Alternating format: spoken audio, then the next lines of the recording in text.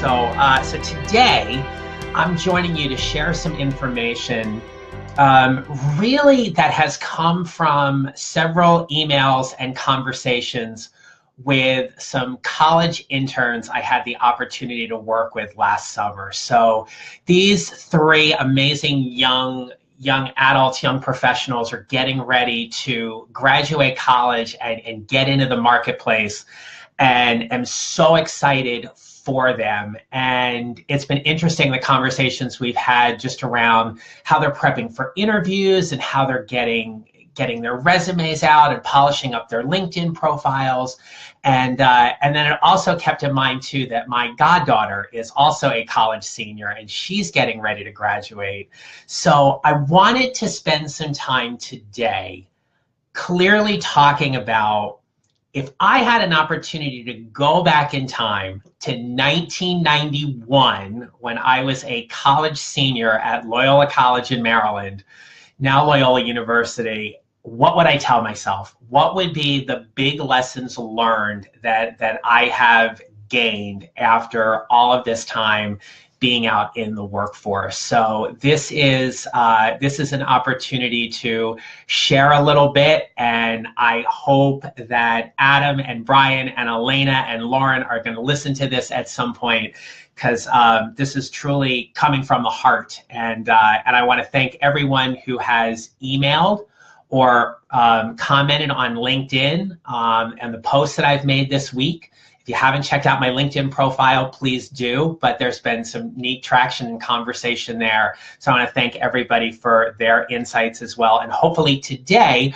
we can have a little dialogue here within our space, within our Facebook Live. So if I could go back and talk to a very nervous and anxious, soon-to-be 21-year-old who was desperately trying to find a job because he felt that that was what was expected and he needed to do, which absolutely was. My parents, God bless them and love them, they were like, you need to find a job after college. And I did. It wasn't until after I had graduated that I actually secured my first teaching position. But if I could go back and talk to myself, here are some of the things that I would share. So the first thing is about really being humble and respectful.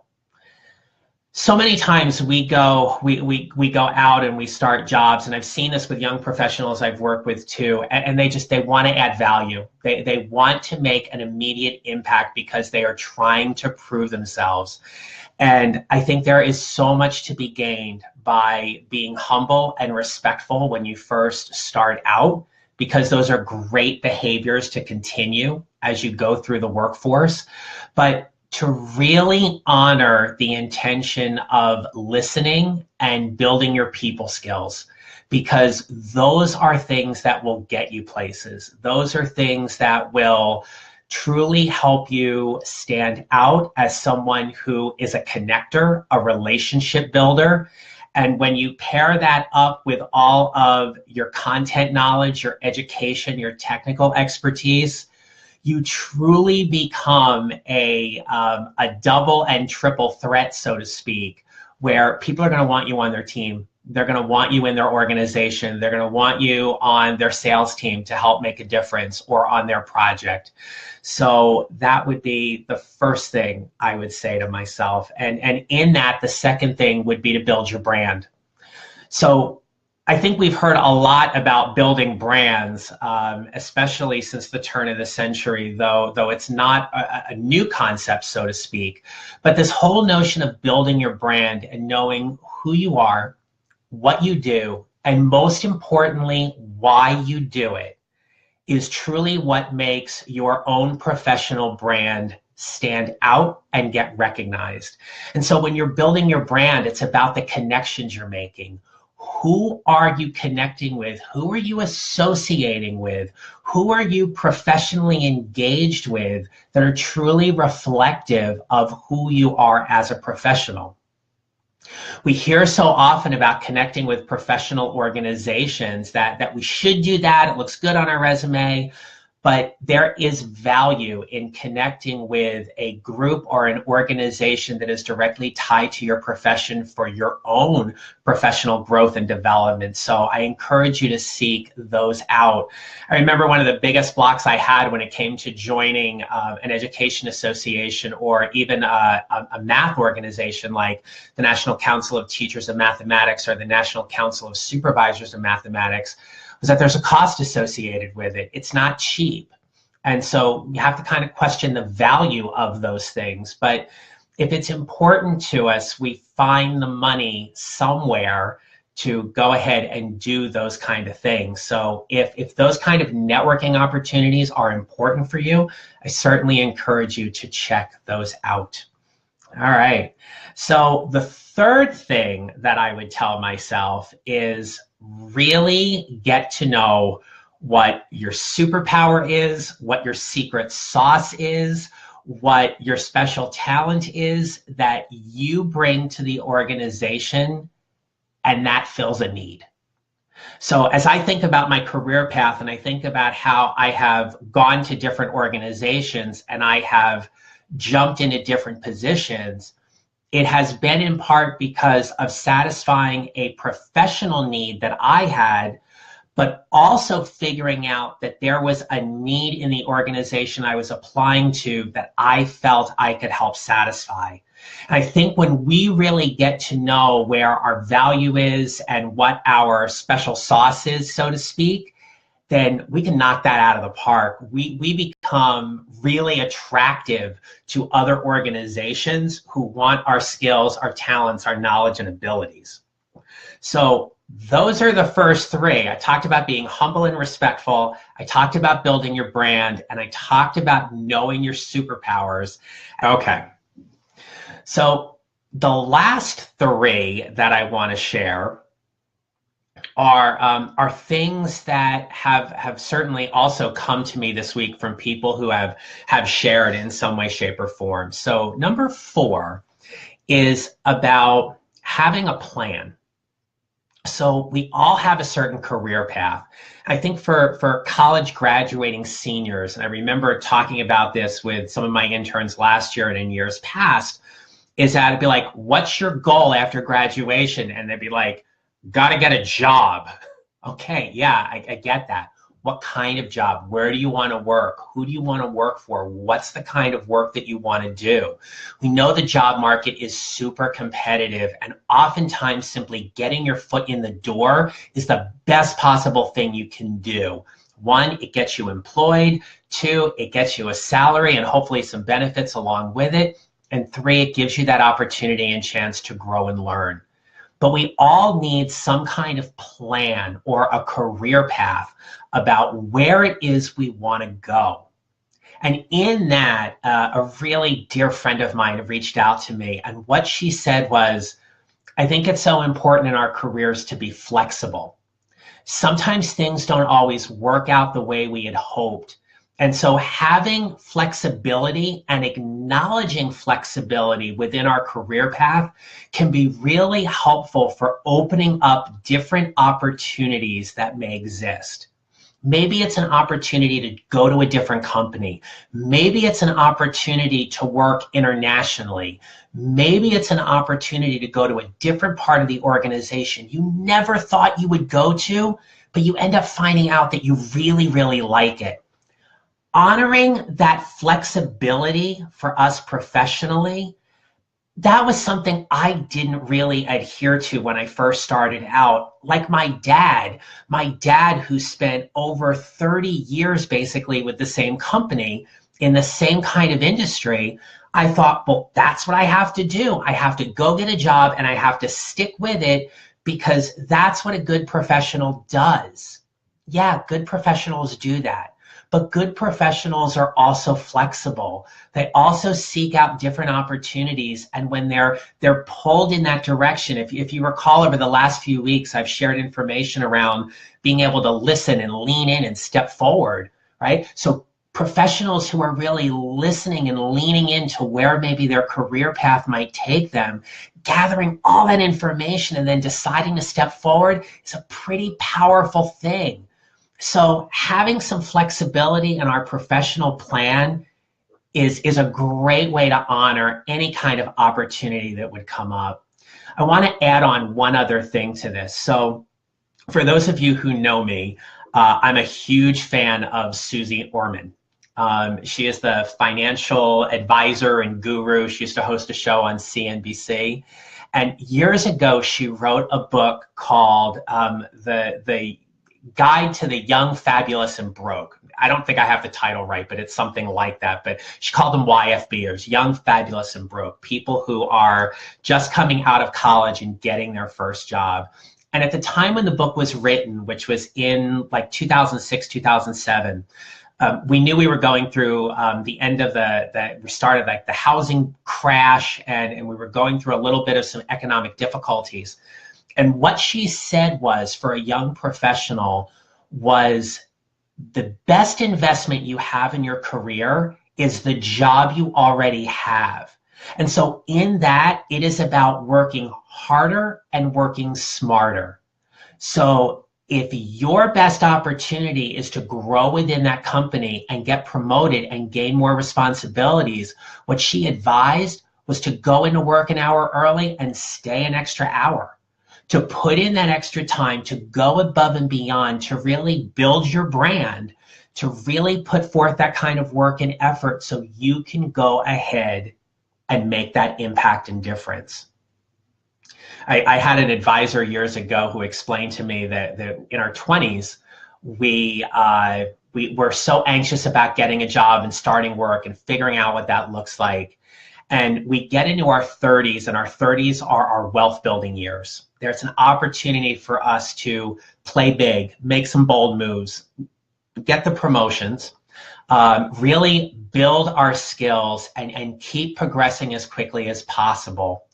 And somewhere when we get to our early to mid 40s, we should have found our groove. You know, for the most part, we've probably found a groove where we're kind of settled in. We're doing great work. We're still growing. We're still developing. But it is an opportunity for us to take a step back and realize that on this career path, we've done a lot of work before that, and we still have a lot more work to go and to figure that out. If I had known that when I was graduating, if I had been more aware of what that kind of progression was, I think it would have helped me along the way dealing with some of the bumps that happen. Number five is one that I have come to know pretty strongly throughout my career, and that is to know how to give and receive feedback. The whole notion of being able to give and receive feedback is around being a good communicator. And being a good communicator means that we're going to talk and we're going to listen. And so being able to give and receive quality feedback is such an important skill, because ultimately it's how we show up in that moment. It's how we show up when we are able to have that difficult conversation with someone, when we have to maybe deliver feedback that isn't easy to hear, but it is necessary that it is delivered and hopefully heard. So one of the things I would tell myself growing up is not to be overly afraid of giving and receiving feedback, that there is knowledge and information to be gained in both delivering and receiving the feedback. There's opportunities there. When I work with my clients and we talk about how to handle certain interview questions, one of the questions that sometimes get asked is, tell me about a time you didn't meet your expectations and what did you learn from it? The interviewer at that moment is looking to see what you learned. They're looking to see how you grew in that moment, how you gained something about yourself and about your professional self that allows you to be the professional you are today. So not being able to shy away from giving and receiving feedback would definitely be something I would want my college graduating self to know.